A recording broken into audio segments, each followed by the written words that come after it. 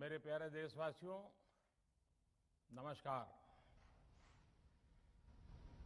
Corona के खिलाफ देश आज फिर एक बहुत बड़ी लड़ाई लड़ रहा है।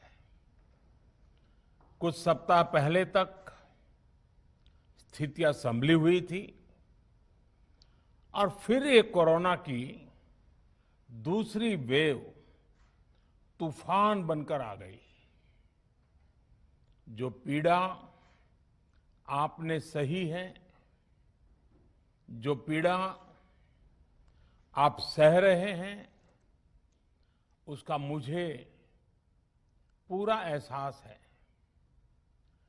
जिन लोगों ने बीते दिनों में अपनों को खोया है, मैं सभी देशवासियों की तरफ से उनके प्रति संवेदनाएं व्यक्त करता हूं। परिवार के एक सदस्य के रूप में मैं आपके दुख में शामिल हूं।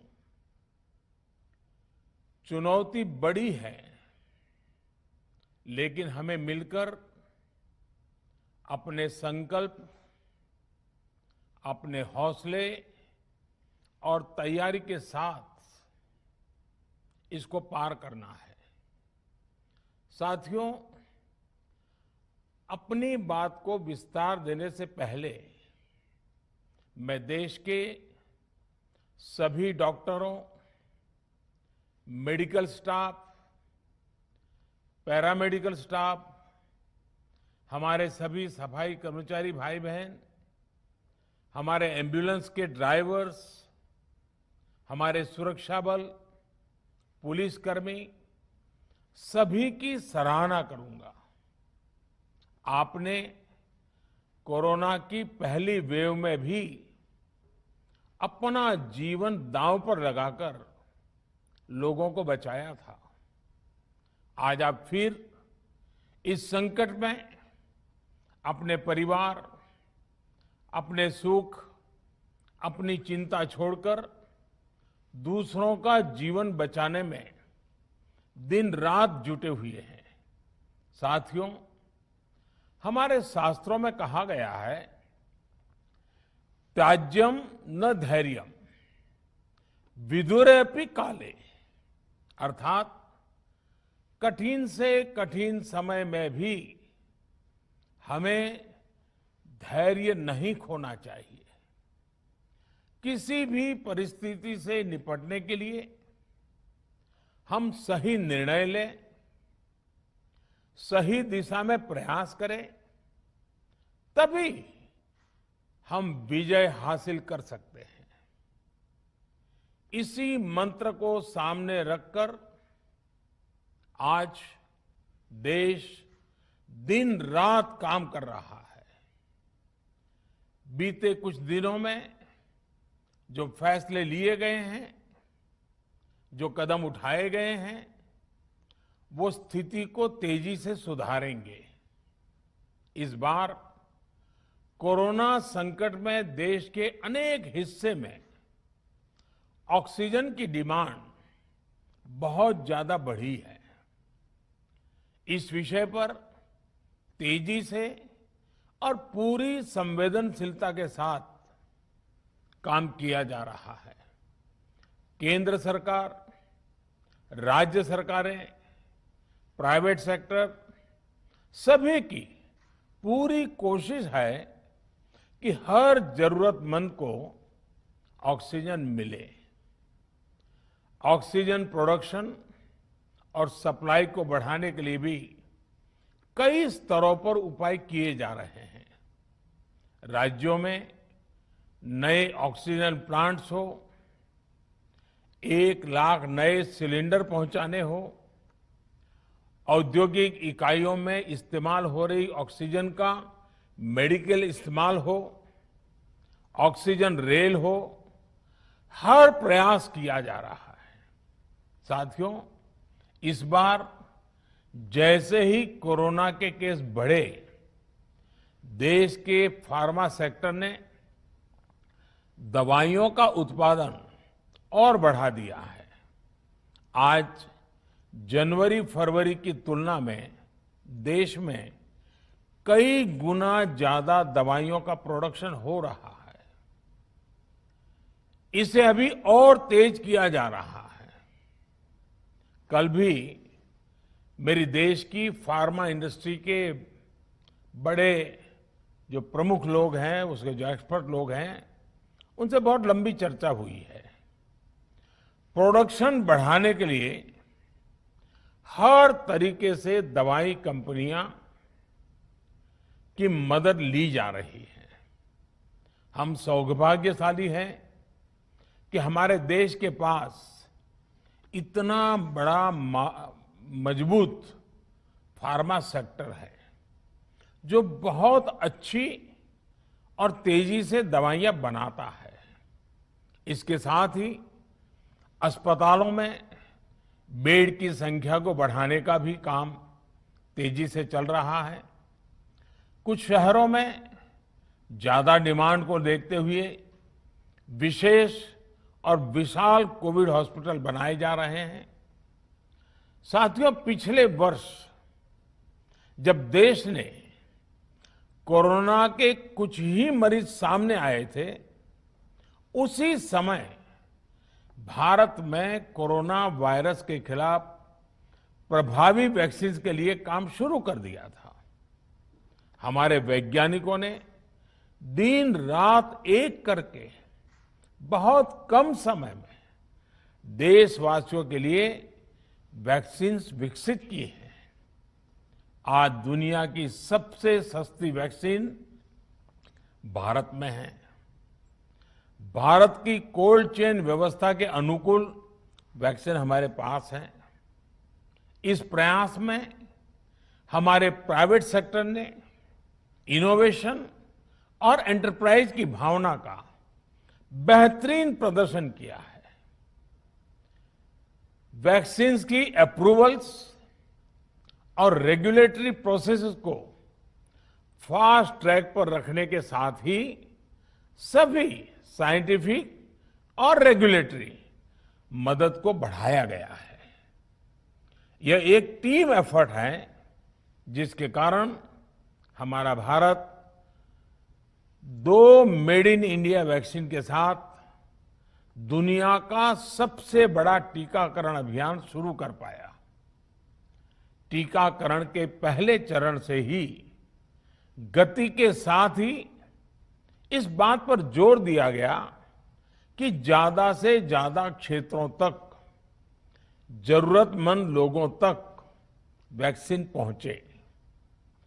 दुनिया में सबसे तेजी से भारत में पहले 10 करोड़, फिर 11 करोड़ और अब 12 करोड़ वैक्सीन डोज दिए गए हैं। आज कोरोना से इस लड़ाई में हमें हौसला मिलता है कि हमारे health care workers, frontline corona warriors और सीनियर सिटीजन्स के एक बड़े हिस्से को वैक्सीन का लाभ मिल चुका है। साथियों, कल ही वैक्सीन को लेकर हुए एक और अहम फैसला भी हमने किया है। 1 मई के बाद से 18 वर्ष के ऊपर के किसी भी व्यक्ति को वैक्सीनेट किया जा सकेगा।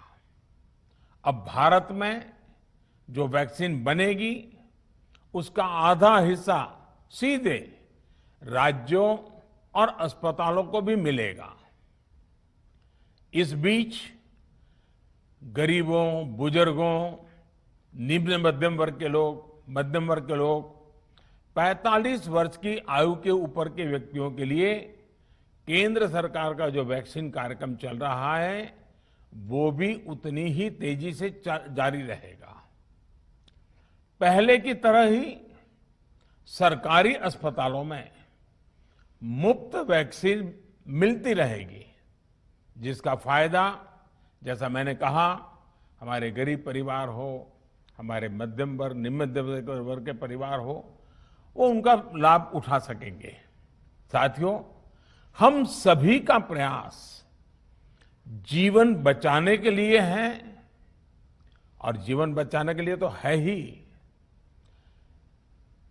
प्रयास से भी ये है कि आर्थिक गतिविधियां और आजीविका कम से कम प्रभावित हो। प्रयास का तरीका यही रखा जाए।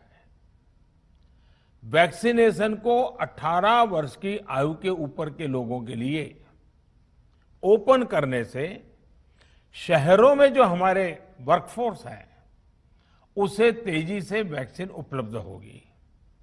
राज्यों और केंद्र सरकार के प्रयासों से श्रमिकों को भी तेजी से वैक्सीन मिले लगेगी। मेरा राज्य प्रशासन से आग्रह है कि वो श्रमिकों का भरोसा जगाए रखे। उनसे आग्रह करें कि वो जहां है वहीं रहे। राज्यों द्वारा दिया गया ये भरोसा उनकी बहुत मदद करेगा कि वो जिस शहर में हैं वहीं पर अगले कुछ दिनों में वैक्सीन भी लगेगी और उनका काम भी बंद नहीं होगा। साथियों, पिछली बार जो परिस्थितियां थी वो अभी से काफी भिन्न थी। तब हमारे पास इस वैश्विक महामारी से लड़ने के लिए कोरोना स्पेसिफिक मेडिकल इंफ्रास्ट्रक्चर नहीं था। आप याद करिए देश की क्या स्थिति थी। कोरोना टेस्टिंग के लिए पर्याप्त लैब नहीं, पीपीई का कोई प्रोडक्शन नहीं, हमारे पास इस बीमारी के ट्रीटमेंट के लिए कोई खास जानकारी भी नहीं। लेकिन बहुत ही कम समय में हमने इन चीजों में सुधार किया। आज हमारे डॉक्टरों ने कोरोना के इलाज की बहुत ही अच्छी एक्सपर्टीज हासिल कर ली है। वो ज्यादा से ज्यादा जीवन बचा रहे हैं। आज हमारे पास बड़ी मात्रा में पीपीई किट्स हैं, लैब्स का बड़ा नेटवर्क है और हम लोग टेस्टिंग की सुविधा को निरंतर बढ़ा रहे हैं। साथियों, देश ने कोरोना के खिलाफ अब तक बहुत मजबूती से और बहुत धैर्य से लड़ाई लड़ी है। इसका श्रेय आप सभी को, सभी देशवासियों को ही जाता है। अनुशासन और धैर्य के साथ कोरोना से लड़ते हुए आप देश को यहां तक लाए हैं। मुझे विश्वास है जन भागीदारी की ताकत से हम कोरोना के इस तूफान को भी परास्त कर पाएंगे। आज हम अपने चारों ओर देख रहे हैं कि कैसे कई लोग, कई सामाजिक संस्थाएं जरूरतमंदों तक मदद पहुंचाने में दिन रात जुटे हैं। दवाई पहुंचाना हो, खाने या रहने की व्यवस्था करनी हो, लोग पूरे मनोयोग के साथ काम कर रहे हैं। मैं इन सभी के सेवा भाव को आदरपूर्वक नमन करता हूं और देशवासियों से अपील करता हूं कि अधिक से अधिक मात्रा में इस संकट की घड़ी में देशवासी आगे आएं और जरूरतमंदों तक मदद पहुंचाएं। समाज के पुरुषार्थ और सेवा के संकल्प से ही हम ये लड़ाई जीत पाएंगे। मेरा युवा साथियों से अनुरोध है कि वो अपनी सोसाइटी में, मोहल्ले में, अपार्टमेंट्स में छोटी छोटी कमेटियां बनाकर कोविड अनुशासन पालन करवाने में मदद करें। हम ऐसा करेंगे तो सरकारों को न कभी कंटेनमेंट जोन लगाने की जरूरत पड़ेगी, न कर्फ्यू लगाने की जरूरत पड़ेगी और लॉकडाउन का तो सवाल ही नहीं उठता है, आवश्यकता ही नहीं पड़ेगी। स्वच्छता अभियान के समय देश में जागरूकता फैलाने के लिए मेरे बाल मित्रों ने बहुत मदद की थी। छोटे छोटे बालक, 5वीं, 7वीं, 8वीं, 10वीं में पढ़ने वाले, उन्होंने घर के लोगों को समझाया था, मनाया था। उन्होंने बड़ों को भी स्वच्छता का संदेश दिया था। आज मैं फिर अपने बाल मित्रों से एक बात विशेष तौर पर कहना चाहता हूं। मेरे बाल मित्र, घर में ऐसा माहौल बनाइए कि बिना काम, बिना कारण घर के लोग घर से बाहर न निकले। आपकी जीत बहुत बड़ा परिणाम ला सकती है। प्रचार माध्यमों से भी मेरी प्रार्थना है कि ऐसे संकट की घड़ी में वो लोगों को सतर्क और जागरूक करने के लिए जो प्रयास कर रहे हैं उसे और बढ़ाएं। इसके साथ ही इसके लिए भी काम करें कि डर का माहौल कम हो सके, लोग अफवाह और भ्रम में न आए। साथियों, आज की स्थिति में हमें देश को लॉकडाउन से बचाना है। मैं राज्यों से भी अनुरोध करूंगा कि वो लॉकडाउन को अंतिम विकल्प के रूप में ही इस्तेमाल करें। लॉकडाउन से बचने की भरपूर कोशिश करनी है और माइक्रो कंटेनमेंट जोन पर ही ध्यान केंद्रित करना है। हम अपनी अर्थव्यवस्था की सेहत भी सुधारेंगे और देशवासियों की सेहत का भी ध्यान रखेंगे। साथियों, आज नवरात्रि का आखिरी दिन है। कल रामनवमी है और मर्यादा पुरुषोत्तम श्री राम का हम सभी को यही संदेश है कि हम मर्यादाओं का पालन करें। कोरोना के इस संकट काल में कोरोना के बचने के जो भी उपाय है, कृपया करके उनका पालन 100% करिए। दवाई भी, कड़ाई भी, इस मंत्र को कभी भी भूलना नहीं है। ये मंत्र जरूरी है, वैक्सीन के बाद भी जरूरी है। रमजान के पवित्र महीने का भी आज 7वां दिन है। रमजान हमें धैर्य, आत्मसंयम और अनुशासन की सीख देता है। कोरोना के खिलाफ जंग जीतने के लिए अनुशासन भी, उसकी भी उतनी ही जरूरत है। जब जरूरी हो तभी बाहर निकले। कोविड अनुशासन का पूरा पालन करें। मेरा आप सभी से यही आग्रह है।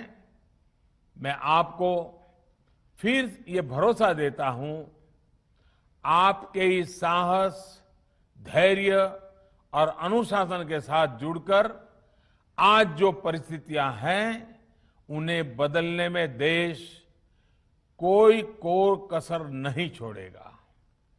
आप सभी स्वस्थ रहें, आपका परिवार स्वस्थ रहे, इसी कामना के साथ मैं अपनी बात समाप्त करता हूं। आपका बहुत बहुत धन्यवाद।